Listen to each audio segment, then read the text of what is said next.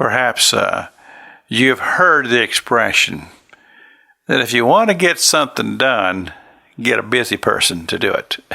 And I think there's some truth to that. And that reminds me of this woman we've been talking about this week on the broadcast. Her name is Phoebe. And we find her in the book of Romans, chapter number 16, the first, second verse, just the Apostle Paul. He says, I commend her to you. And he's sending us out to tell people that if you need something, call Phoebe. She'll get it done for you. That's, in essence, that's as I'm reading between the lines here, that's what it seems to indicate, that if you need something done, call Phoebe, and she'll get it done. And I told you yesterday, I says, I love Phoebe. she's just close to my heart, because I know people who they just love to serve. They love to serve in the church, and they just want to be there to do whatever needs to be done. And they understand the load that the minister carries. Most people, I'm afraid, don't understand that. I remember when we were being mentored, and when I say we, as I've told you, I'm a pastor, pastoring an Open Bible church. Open Bible is an organization. We have regions, and we're in the Southeast region here, and we have conferences, and we work together.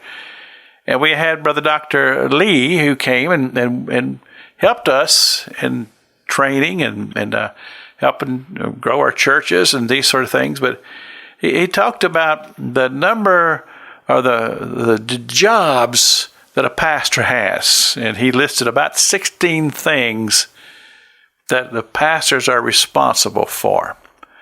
Well, that's in a church that has maybe some staff. But you take a pastor, and he's pastoring a small church, and a lot of times they're also working a secular job. And so they're working a secular job, and they're trying to keep the church running. And then you have people who they just show up on Sunday mornings just thinking everything's great. I don't see anything needs to be done around here because, well, you got your pastor and his wife. They're just working themselves to the bone, just trying to keep everything running. And then to add to that, a lot of times in small churches, they're not even being compensated. And if they are, it's very little. And so they have they're demonstrating the heart of the servant, because they're doing a servant ministry. And when somebody in the church recognizes this and says, hey, what can I take off of you, Pastor? What load, what is it that you do if you're cutting the grass, and then I don't want you cutting the grass anymore? I remember one time I got pulled over by a state trooper. I was on my way to the church. I had a lawnmower in the back of the truck, and he said, where you going? I said, I'm going up to the church to mow the yard. And somehow or another, he indicated that I was a pastor. He says, what are you doing going and mowing the yard?